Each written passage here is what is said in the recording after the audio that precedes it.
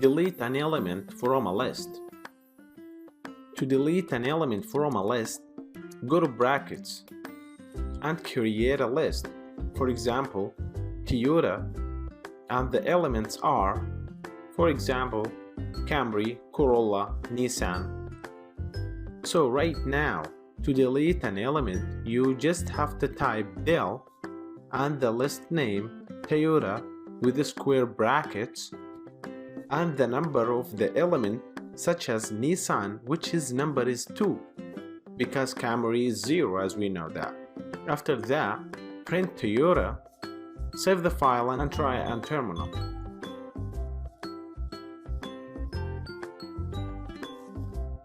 Great! As you see here, Nissan does not print it and it's deleted already.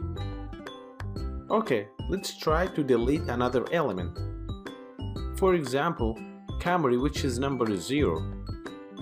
Save the file and try it on terminal again.